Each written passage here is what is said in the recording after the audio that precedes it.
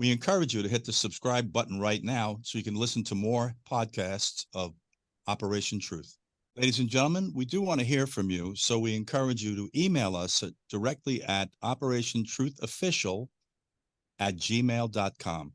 I want you to know that your messages are likely to be heard, addressed, and listened to on air. Operation Truth, the show they don't want you to see. Now, here's your host, Lou.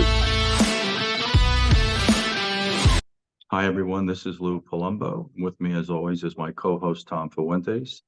I just want to remind you, Tom is a former assistant director of the FBI, had a rather prestigious career, culminating, I believe, with coordinating the international operation of the FBI, which was quite a task. But we're going to start again today about the borders, because this is a really interesting discussion.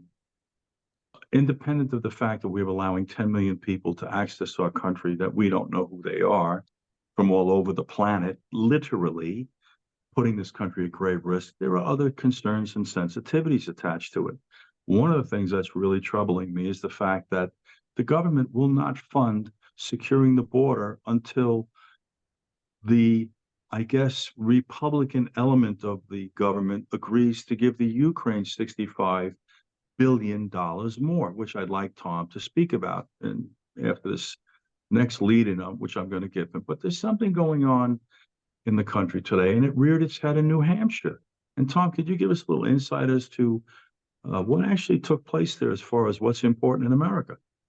Okay, well, as far as what's important in America, the Biden administration and many Democrats in Congress looked at the border issues as basically, okay, you've got a border issue at Texas, Arizona, California, New Mexico border, and you've got a border issue with the number of migrants flooding into New York City, Chicago, Philadelphia, Boston, the other big cities in the country.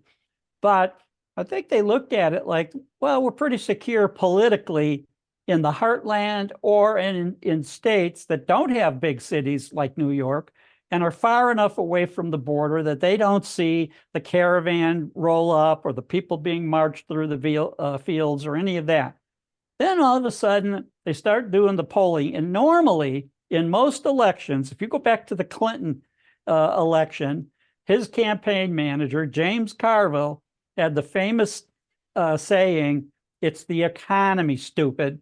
And that's what's always been like the number one issue in almost every campaign is what's the state of the economy and how it'll affect you personally as a citizen. Now, all of a sudden in New Hampshire, they start doing the polling a couple of weeks ago before the primary in New Hampshire. And the economy is not number one. The border issue is number one. And all of a sudden, I think it's a wake-up call to Biden and other people in the Biden administration. And, I think many of us agree that Biden is not calling all the shots. He's not making the decision. And then sometimes what happens is that, like a marionette, somebody is pulling his strings and he's dancing around.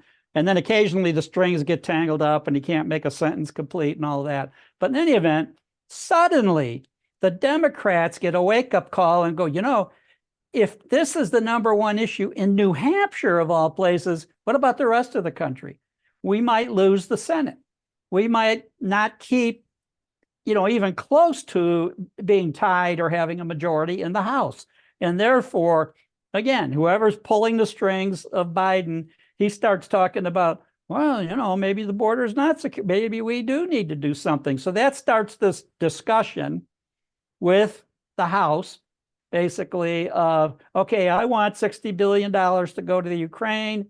The House wants the border secure. We'll trade off. And the deal they talked about making was that the House of Representatives would be okay, just reduce the numbers coming across the border. So allow 5,000 or 10,000 a day to come across. If it gets to be more than that, then tighten it up a little bit. An absurd idea.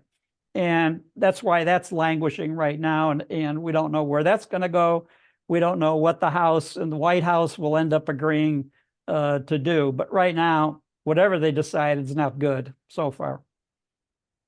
Well, I'll tell you, Tom, I mean, normally how we get your attention in America is we put our hand in your pocket. That kind of stops you in your tracks.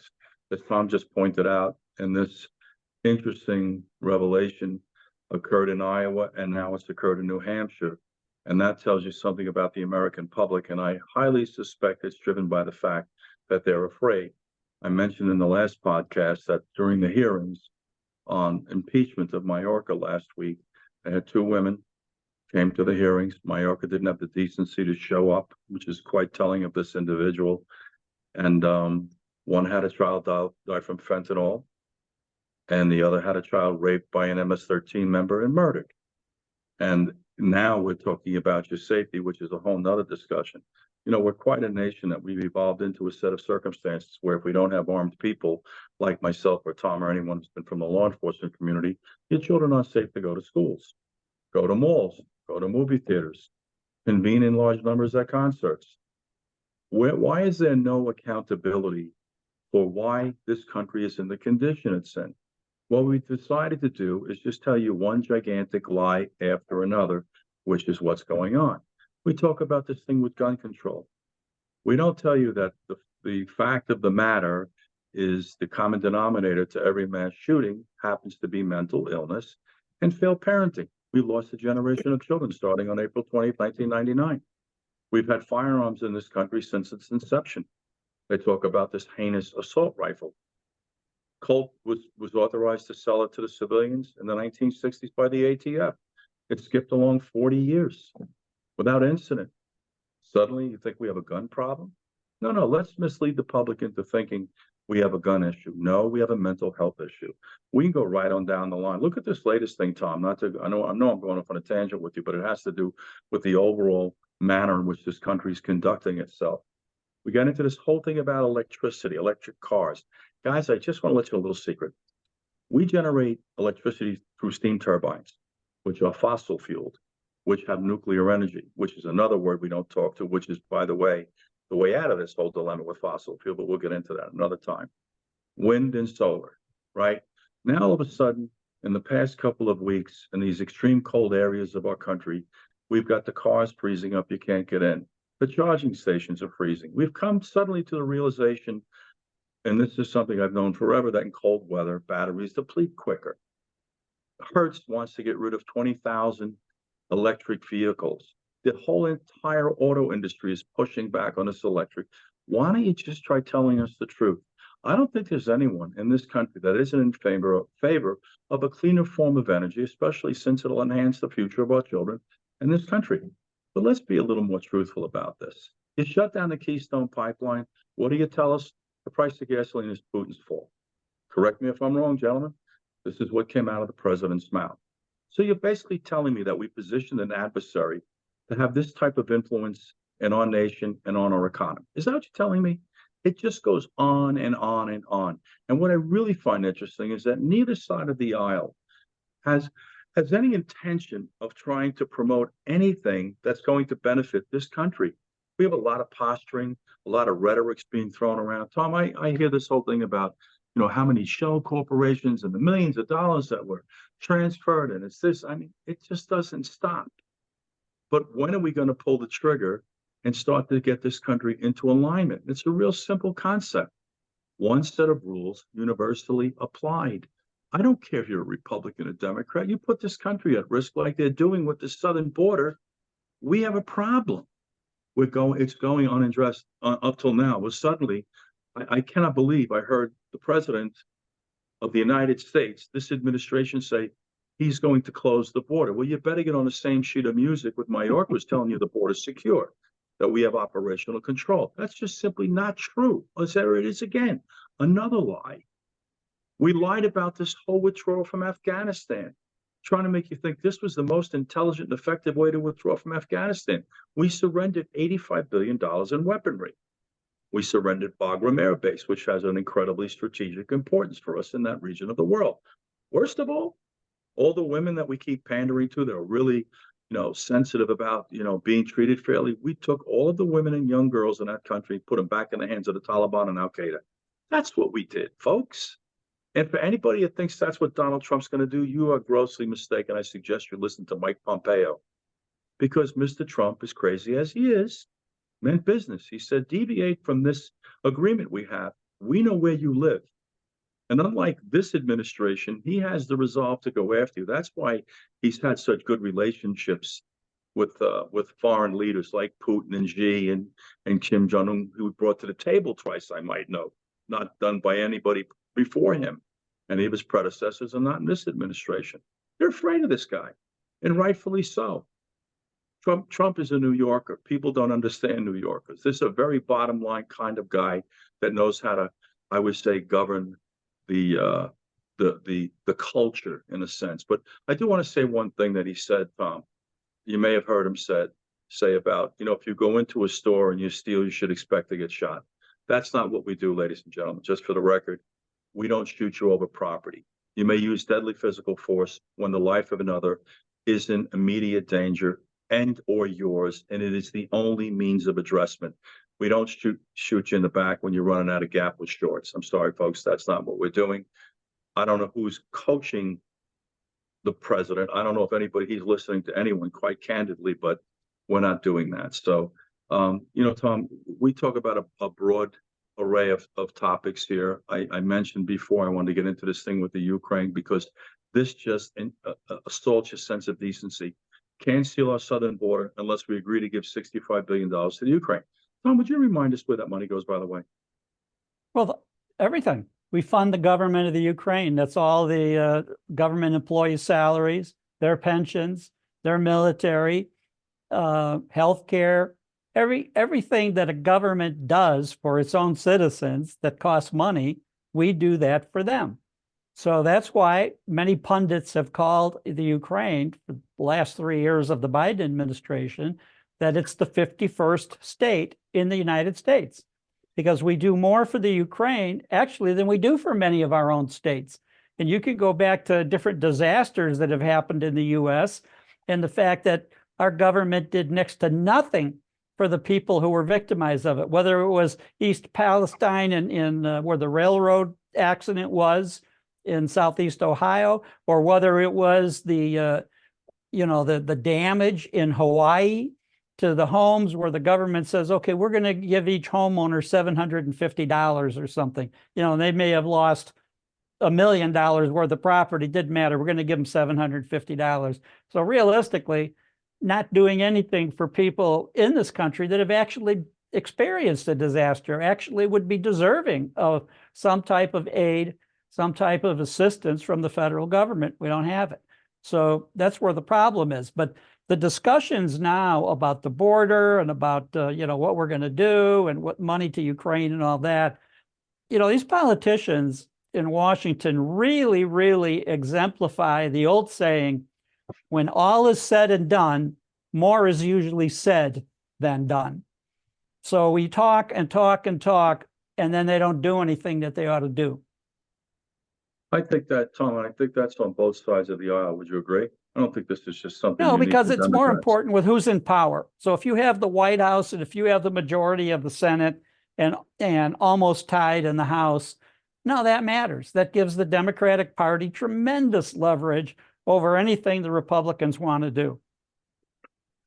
Tom, I like these discussions that are ensuing now about democracy is under threat, especially if we elect Donald Trump. The Democrats have basically suspended some of your constitutional rights, like your right to due process. We want to take away your Second Amendment. We want to control your speech. By the way, isn't that something that's going on with Zelensky? With what? Zelensky over in the Ukraine. Suspension of freedoms of individuals that challenge him, be it the press or the Zelensky, clergy. it's funny because you get the impression that he's a role model for Joe Biden. And so since the beginning of the Zelensky administration running Ukraine, he's put in jail his principal opponent for multiple years. Well, what does that sound like? All the prosecutions going after Trump to keep him from being able to challenge Joe Biden or another Democrat. He's locked up newspaper reporters and shut down TV stations if they say something disagreeing with him. He's taken on the Orthodox Christian Church, which actually Kiev, Ukraine is where that church was founded. And the majority of Russian citizens actually are members of the Orthodox Christian Church. Well, Zelensky doesn't like that church. And so he's locked up priests, locked up nuns, and shut it down. Now, this is the guy that we call, he's the George Washington of the Ukraine. He's the Winston Churchill of the Ukraine. Are you kidding? This is our role model for democracy and a democratic regime. No, I don't think so. Well, Tom, and like I keep saying, the worst part of this discussion is that we will not fund securing the border of this country unless our elected officials give in to this administration to give another 65 billion. My question is, this has been up in the air for quite some time now, at least a month. And what's changed in the Ukraine? I mean, are they on the brink of disaster? Or are they losing the war more? I mean, what's this all about? Tom, please correct me if I'm wrong, but this is a country that's been inundated with corruption, just the way Russia is, since its inception. And Burisma is kind of typical of how things are conducted. That operation of that company, in the Ukraine. I don't understand what the American public doesn't understand, but what I'm coming away with is not enough Americans know what the hell is going on in their own country. And you and I talk about it all the time, complacent, indifferent, distracted, whatever it is that describes you. You better get off your haunches here and start listening to what's going on in this country, because if you don't, you're not going to have a country. You're not going to have to worry about inflation or pro-choice, which is, by the way, the Achilles heel for the Republicans. They just can't get out of their own way on this discussion, which is rather confounding, or any other number of little luxuries and conveniences we have, guys. And if you don't think that can happen, you are grossly mistaken. Tom, I want to talk to you about this border again, because a week or so ago, they had a young man, I think it was maybe Senegal, got to the border of the fence, and he encountered this young journalist from Fox, Bill Malugin, and his film crew. And he was holding in his hand an ID card. It was a New York State identification card, which I clearly recognize. I'm from New York. I try to tell everyone through this broadcast, and I know you reinforce this, they dispose and change of their IDs on a daily basis. Birth certificates, driver's licenses, passports, New York State identification cards. Let us not forget, by the way, that the state of California gave people illegal in this country driver's licenses. And you know what, Tom, I meant to mention this in the last episode of our podcast, because you were talking about this mechanism they're employing to get votes. The governor in the state of California, Gavin Newsom, who has a problem telling the truth, guys, I just want to tell you that, not picking on him because he's a Democrat, just happens to be a fact, is giving more than 750,000 illegal immigrants in the state of California complete, comprehensive, free health care, regardless of your age. Only have one question. Same question that pretty much applies to the city of New York with migrants and giving cops raises and the overtime they're paying for Palestinians. Who's paying for this? Where's this money coming from? Tom, you touched upon something else earlier in this discussion. We have our own people here. I wonder what $65 billion would do in a minority community as far as helping us educate the children, right? Upgrade the housing, stop this practice of the children becoming collateral damage, upgrade their diet and their medicine. Why aren't we putting that money into our communities here? We're putting it into their communities. Am I correct? Yeah, not just that, but if you look at California and the 750,000 people that are, getting health benefits there, that includes gender changing surgeries and gender treatment, and which costs hundreds of thousands of dollars per person. So, and the thing to that, Lou, from what you said earlier, that means they'll have to change their IDs again. Put the new sex on their ID. The old ID won't do. Tom, what's so interesting about the discussion around women in the country, which kind of piggybacks all of these political concerns today, is that we do nothing but pander to our women. We're out here protesting for the Palestinians, supporting a Muslim group that basically treats women like their property. Their civil rights are limited. Their ability to travel is limited. I'm just trying to figure out when we're going to have some leadership at some point to try to talk to this country in its entirety, like it was once done under the Kennedy administration, for example, and unite this country. Maybe part of the problem, and you're not going to agree with this, Tom, but maybe we're overpopulated with too many people from all over the planet. I don't know how else to say it, because I don't see anybody's happy in this country today. They're not happy ethnically. There's issues with religion. There's issues with culture. There's issues with your lifestyle choices. But what I really come away with is that we have a minuscule, an infinitesimal percentage of this country that is steering this ship, destabilizing and disrupting this country on a daily basis. People should only know that when 400 protesters, okay, I get briefings. I'm not going to get into why. When I look at informations that are sent to me that 800 people have shut down the Brooklyn Bridge, that's a city of 8.6 million people. Guys, do the math for me here. And I won't tell you how we would handle that in yesteryear, but it's only on the heels of the de Blasio administration that we allow people to shut down roads that your medical services, your police need to get to people in need. We seem to think this is okay. We just lack courage. There's another expression I could use, but I'm choosing not to be vulgar today. But this just is where it is. Guys, we'll take a quick break. This is Operation Truth. You can reach us at operationtruthofficial@gmail.com. We want you to become part of this conversation. We want to broaden this platform. We want to give people an option to the insanity that you're living. We want everybody to try to get on the same sheet of music. And that sheet of music should be what's in the best interest of your children. Children are an interesting dynamic. They elicit response, especially from women when you go near their kids. Men too, by the way. And it seems to be able to pull us together when we're concerned about our young people. And guys, if you think for 1 second our young people aren't getting this in the shorts, you are gravely, gravely mistaken. We'll be right back, guys. Stay with us, please. Hi, everyone. I am TJ Stone, the producer of Operation Truth, and I'm just taking a moment here to remind you to go follow us at Operation Truth Official on TikTok.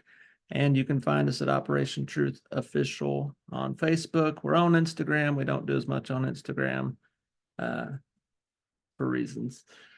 On X, formerly known as Twitter, you can find us at Operation Truth and the number 7, Operation Truth 7.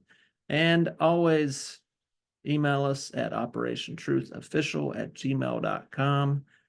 Be a part of this conversation. Join the operation. And we're going to go back to the discussion about the borders because, I've been talking about this issue since I started doing a podcast, initially under the branding of Between the Lines. And I mentioned almost every single show the importance of this border issue. And this is going back over 2 years. And now we're starting to see things that I spoke to come to fruition. Look at the condition of our major cities. I'm trying to figure out what is driving this agenda. Tom has spoken to the fact that we're looking to build a voting base, right? That's one of the issues for sure. I'm wondering if this is just a concerted effort to destroy and change America from the form it's currently in. Guys, not for anything, but we can't seem to speak truthfully to anyone about anything in this country. We're beating this issue with slavery, for example, to a degree that we're destroying the country again. It's almost like we're going to go through the second round of a civil war. This time it won't be over slavery, it'll be over stupidity. But the bottom line is, this issue of slavery has existed since the beginning of time, I suspect. The Romans had it, the Greeks had it, numbers of cultures have had it. Blacks had slaves in Africa. The Dutch had them. Yeah, we made a mistake embracing this concept here. We also made a mistake ethnically cleansing the indigenous people. We further made a mistake by compartmentalizing minorities and the indigenous people into their own little areas and hoping that they'll govern themselves and we won't have to deal with it. But what's really distressing is we do nothing to fix it. We have no conversations to fix it. And what's really terrible is that the minorities finally figuring out that they've been had by the Democrats. The Democrats were the party of slavery. In the 1960s, when John Kennedy started to pursue this issue of race, which eventually was brought forth by Lyndon Baines Johnson, the 1964 Civil Rights Act, the Democrats pushed back on it, by the way, guys. And what did we do in 1965? We created welfare in New York, for example. I don't know how that supposedly was supposed to help our minority community. It didn't. It further enslaved them. It made them dependent upon people in the Democratic Party. You know, I don't know where we got off track here in this country, but it isn't just this discussion, it's every discussion. You know, we're just having a problem telling the public the truth, regardless of the issue. We're having a problem solving. Tom, I want to ask you this, Tom, your opinion. What is the number one concern? Which I know what the answer is going to be, which is really a departure from what the number one concern normally is, which is money. What's our number one concern, Tom? Well, I think right now basically the opioid epidemic or the fentanyl problem, that because it reaches every part of the country. And I think that's why this New Hampshire primary and the polling that went along with it, it wasn't just the voting in New Hampshire, it was the polls they conducted that for the first time in history, for years, the number one issue was not the economy. It was not the money. You know, as James Carville, when he was Clinton's campaign manager, said, you know, it's the economy, stupid. And now all of a sudden, it's not the economy, stupid. It's the number of people in this country being affected by fentanyl being trafficked all over the country across the Mexican border. And the border being wide open has contributed to the amount of that and the number of the estimated 100,000 deaths a year in this country from fentanyl overdoses, and the fact that the drug coming in is often disguised as something else. It's not obviously, you know, a fentanyl pill. It can be disguised as recreational stuff, as candy, you name it. They can disguise it, and then people accidentally get overdosed on it. So that's where the problem is, that now it's a national issue. It was not. All of these kind of drug trafficking or illegals across the border, you know, for the first 3 years of the Biden administration, nobody talked about that. They said, yeah, there's 100,000 deaths in the United States due to fentanyl each year, but, you know, there wasn't a direct, this is coming to your town, to your county, to your state. And I think that's the difference. You don't just have fentanyl coming in and the majority of the 100,000 deaths being in New York or Chicago or Philadelphia or LA, San Francisco.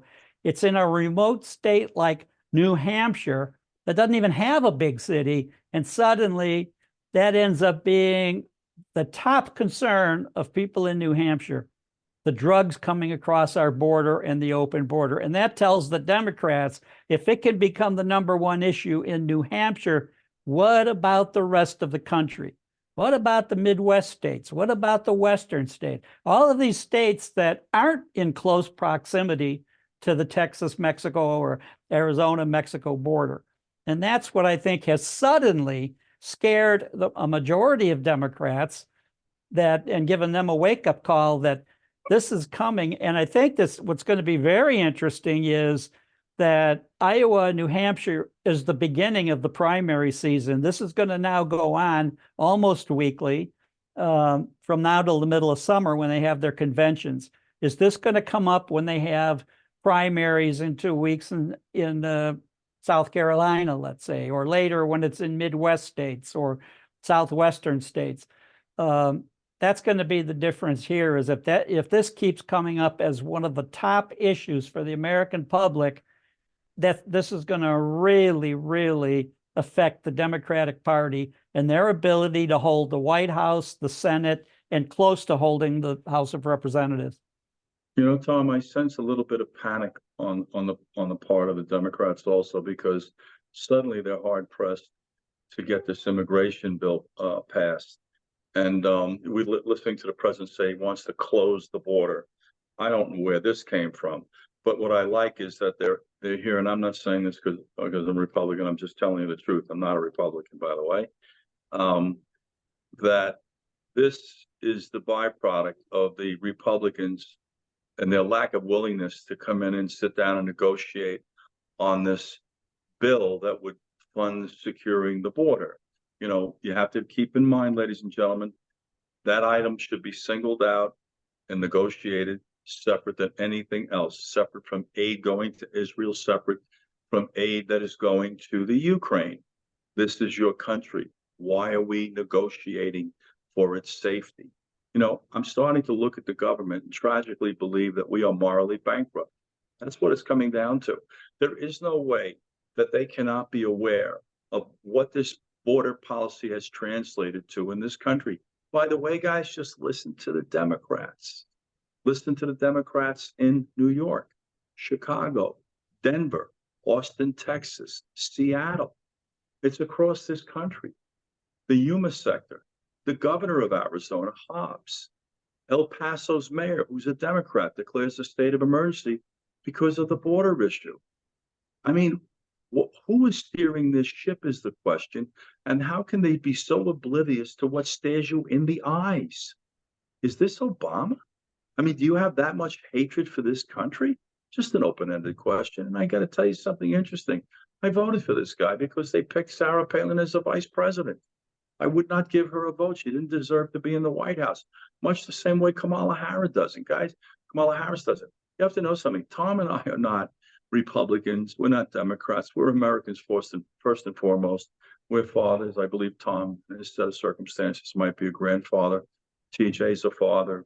Brian Williams, he's a father. We're not talking to you because we're looking to convince you to vote for Republicans. We want you to vote for the people that are going to watch out for this country and its interests. And that's not happening here. We're worried about everybody else except this country. We're worried about people on the continent of Europe.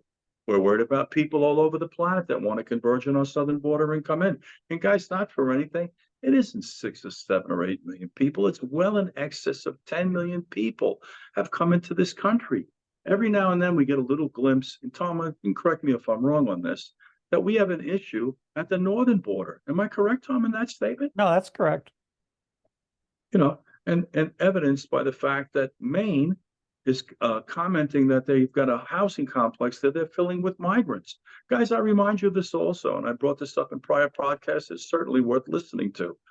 They dismissed an entire class of students, freshmen, sophomores, juniors, and seniors from James Madison High School in Brooklyn, school I'm familiar with. I'm a Brooklyn guy. It's where I was born. And replace them with migrants in the school. Go home and learn remotely. We all know what a failure that was. Go home and learn remotely. You know, guys, I want to tell you something else about the public school system in the city of New York. It provides breakfast and lunch for a lot of these children. You guys don't understand what's going on in our cities. I do. I came from a major city, perhaps the major city, New York. This pandemic, the impact of it. You know, guys, let's all go to this discussion also. Tom, correct me if I'm wrong. We have destroyed the credibility of every institution in this country. Media, the politicians, your elected officials, government. We destroyed the credibility of science, medicine. We weaponized them so we could carry out a political agenda. The judicial system is being bastardized. Now we're looking at the educational system, people running your Ivy League schools, the best and the brightest, as they were referred to during the Kennedy administration. Am I wrong in this perception, Tom? Am I off base? No, I think from my perspective, we didn't destroy the credibility of those institutions. They self-destructed. They did this to themselves with their own censorship, with their own policies, in many cases, absolutely stupid policies. You go back to, you know, the reason that it's a tragedy for a Brooklyn school to shut down and make the kids go home and remote learn is because the country should have learned a lesson during the pandemic that it didn't work, that you had a majority of students in the country lose a year or two of education because their schools shut down and they went home and they tried to do it using Zoom or some other remote program, and it just didn't work. It was not as effective as learning in a classroom with give and take with the teachers and fellow students and all of that. That was a year or two of education was lost for many, many kids, and the majority of them really in the poorest neighborhoods. Now, I'm familiar with a school district in Maryland because somebody close to me is a principal there, commenting that when the pandemic hit, they bought computers, laptop computers for every single student, sent them to their home, put the programs on it, instructed them how to use it. And then every day when they were supposed to be logging in, about 95% didn't bother. The ones that did were using it for games and other, other things, not education, not logging into the school system. And that's why they lost. That's why they lost that number of months, number of years in the educational process. And at the ages of some of these kids in primary school, they may not get that back. Where are they going to be, especially in poor neighborhoods? How do they catch up? For wealthier people, they can at least hire tutors. They can, within a couple of years, catch up to the math and reading and other skills that were lost. But for a lot of those students, they lost it. They're not going to catch up. And therefore, there's going to be a digital divide almost permanently from those students to the other kids that had more economic means to learn how to use the computer, to get tutorials, to get special assistance that a lot of kids just never got. Tom, you hit the nail on the head. The demographic of indigent children coming from indigent households, they didn't have the wherewithal, the structure, to transition their children from a classroom, into a learning environment in their home. I have to tell you, luckily, we didn't skip a beat here, to be very candid with you. My wife, I wouldn't say she micromanaged it, but she managed this whole issue of the kids going online on the computer. My oldest daughter, my kids do good and well in school. She was actually doing better remotely than she was in the classroom. And I asked her about it. She said, because I have less distractions. But the fact of the matter is that they were on the computers engaging in an exercise that would help them learn. But you were assuming that this is across the country. And I think this was a catastrophic failure. And I think there needs to be some accountability for why we allowed this virus to take on a political tone, to weaponize it, to go after an administration of a president. I don't No, have same as your experience, Lou. My kids, even before they were 5 years old, were using computers. We're using, small laptops or later tablets or desktops or whatever. And yeah, in many cases, using it to play games, but it was teaching them the computer skills, how to use the mouse, how to get around on it, how to set up programs. And so they had experiences like that. For kids that had that kind of, let's say, wherewithal in their homes to already be on computers as young kids, later, when they get sent home for remote learning, well, they already know how to operate the computer. You're right. And without the distractions, they're able to do a lot better. But for the majority of students, it was not a suitable substitute for classroom learning. And the other thing they talk about, by the way, for especially the youngest kids, the language skills that they did not gain by just talking to people, by not being in the classroom, talking back and forth with a teacher, fellow students, having to give oral presentations. They lost that in terms of the skills of the language. Tom, just to piggyback what you're saying also, because this is a really big discussion, in addition to the fact that these children were deprived of an environment that they needed the structure to learn, I mentioned to you just a couple of minutes ago, the fact that, these children, like in the city of New York, go to school, these public schools, to eat. You want to start to heal the country, guys, you better start to look at the country objectively, truthfully, and understand how to build a bridge between our diverse communities. And you start with the minority community, because the Blacks have been here since the inception of the country, and still they're not part of the conversation nearly in the way that they should be. I know that optically we see more minorities excelling in the media, in sports. They've always done well in sports. I'm not going to get into this discussion. In the entertainment industry, but that's a fracture of what the minority community experiences. And anytime anybody'd like to saddle up with me, let me take you through Brooklyn, North Bedford-Stuyvesant. Let me take you up into Harlem. You don't even want to go to the Bronx. It's off the charts dangerous. It's like a shooting gallery up there.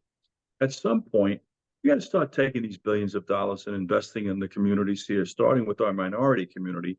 And I tell people something that I wholeheartedly believe. You don't have to live with anyone you don't want to live with. Blacks don't have to live with whites. Whites don't have to live with Latinos. Latinos don't have to live with blacks. The Irish don't have to live with the Italians. We know we even have Italian and Irish and German. I got it all. Everybody needs to live in parity. And that's what's missing here. And that's fueling a big part of this fire today, that this divide. You know, we're getting little noise from transgender people and the LGBTQ. Look, guys, listen to me. Everybody's way past your personal life. We don't care. I don't care. I've never cared. But I grew up in New York City, where I was exposed to a very diverse cross-section of people, especially in my social life. All types. I can tell you, when I said this before in prior podcasts, I go to the bathroom in Studio 54, men, women, men dressed like women dressed like men. I'm sure there were transvestites. No one cared. Everyone out to have a great time. But we need to start to invest in this country, which we're not doing. We're busy beating our brains in feeding this thing called the Ukraine. I go back and say the same thing I've said before. 29 of the 31 NATO nations are on the continent of Europe. Why are we disproportionately supporting this exercise? Why are our cities under financial strain or distress? Because instead of putting $65 billion into Ukraine's economy, put it into the economy here. And guys, the solution to this is not the implementation of socialism. You go about this by government contribution and big business voluntarily, not because they've been strong-armed, but voluntarily infuse some capital into all indigent neighborhoods, regardless of the ethnicity. We have children of all ethnic backgrounds in this country starving every day. I know the American public can't possibly conceptualize this because we live in our own little bubble, our frame of reference, the context in which we live. But this is the truth. We do nothing to help our own people. Ironically, during the Obama administration under Shinseki, this VA turned into a disaster. It's the only way to put it to you. Trump came in, passed legislation that allows our veterans to go to any hospital for treatment, as opposed to standing in line and waiting a ridiculous amount of time to be treated in our veterans hospitals. Guys, you know, we can talk about this ad infinitum. The exercise here is not to bash each other's brains in, not to rhetorically slit each other's throats, but to start to identify these problems, speak to them intelligently, as Tom and I try to do for you, as well as other guests. We're hoping to get back Chris Schwecker also, Tom, talk about this border issue, which is really going to define this country, and fix these issues. I care how they happen, because it's important to learn from how a mistake occurs. But you have to have the mindset that you're going to acknowledge the mistake, learn from that mistake, and forge forward. And we don't do that. Guys, this is going to wrap the show for today. Tom, I thank you as always for your wisdom. Thank you, Lou. The next podcast, I want to have a further discussion about this Kennedy assassination, the significance of it, what we learned from it, what we learned about our country, which has a lot to do with why we are the way we are today. Closing thing, and I wanted to say this earlier. I listened to Nikki Haley in a debate with Ramaswamy. I listened to Christie and Nikki Haley both attack this young man because he didn't have foreign policy. When he's really primed, he'll learn how to respond to that. Look what all you foreign policy experts have done to this country. Our foreign policies are a nightmare. And I hate to say this about the Bush family, because I've met both presidents, actually. You know, they're quite likable, and I think they love this country, but that doesn't mean the decisions that they make are in the best interest of the country all the time. I hate to say it, this insinuation into the Middle East is what we call prima facie evidence. That was a mistake. Learn from the mistakes and go forward. Again, Tom, I thank you as always. We're going to touch into this Kennedy assassination. What drove it, which is a lot of conjecture, speculation, and opinion, because they really don't want to let you know for whatever reason, but also what it translated to as far as how the country continued to evolve, what we learned about the country as a result. Thank you, guys. This has been Operation Truth. You can reach us at operationtruthofficial@gmail.com. We'll see you next time.